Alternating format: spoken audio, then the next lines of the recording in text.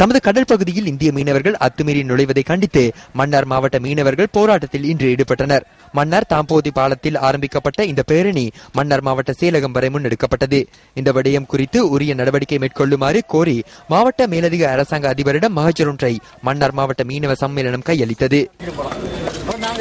எங்களுடைய கடல் வளங்கள் முற்றாக அடிக்கப்பட்டு எங்களுடைய மீனவர்களின் வாழ்வாதாரங்கள் பாதிக்கப்பட்டு எதிர்கால மீனவர்களுக்கு ஒரு கடல் தொழிலை செய்யக்கூடிய ஒரு சந்தர்ப்பம் இருக்குமா என்ற ஒரு கேள்விக்குறியிலே இன்று எங்களுடைய மக்கள் பட்டினி சாவுடன் வாழ்ந்து கொண்டிருக்கின்றார்கள். எங்களுடைய மீனவர்களுடைய பட்டினி சாவை நாங்கள் போக்குவதற்காக மன்னார் மாவட்டத்திலே சகல தொழில்களை நிறுத்தி ஒரு நாள் நாங்கள் கவனஈர்ப்பு போராட்டத்தை நடத்தி இருக்கின்றோம்.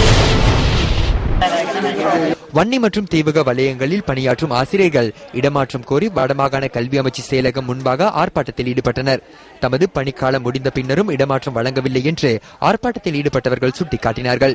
5 வருடத்துக்கு மேல எங்களோட சேவை காலத்தை பூர்த்தி செய்தும் எங்களுக்கு இதுவரை காலம் 1/1/2015 வழங்கப்பட வேண்டிய இடமாற்றம் வழங்கப்படவில்லை. ஜனவரி 1 இந்த ஆசிரியர் இடமாற்றம் வழங்கியிருக்கணும். இந்த கல்வி அமைச்சும் சரி, மாகாண கல்வி அமைச்சும் சரி, இதற்கான சரியான வழிநடத்தல திட்டமிடலை மேற்கொள்ளல என்றது இதில இருந்து தெரியுது. கோமரவிலிருந்து கண்டி நோக்கி சென்ற இலங்கை போக்குவரத்து சபைக்கு சொந்தமான பஸ் ஒன்று கட்டுப்படுத்த முடியாத நிலையில் பள்ளத்தில் விழுந்து விபத்துக்குள்ளாகியுள்ளது. பஸ்ஸில் பயணித்த பாடசாலை மாணவர்கள் சிலருக்கு சிறு காயங்கள் ஏற்பட்டதாக எமது பிராந்திய செய்தியாளர் தெரிவிக்கின்றார். விபத்துக்குள்ளான பஸ்ஸை மறித்து பிரதேச மக்கள் எதிர்ப்பு நடவடிக்கையில் ஈடுபட்டனர். இந்த பகுதிக்கு புதிய பஸ்களை ஈடுபடுத்துமாறு மக்கள் கோரிக்கை விடுத்தனர். பாதையில நீண்ட நாள் பயன்பாடு உட்படாத ஒதுக்க வேண்டிய வண்டிகளை இங்க இந்த பாதைக்கு போடுறாங்க.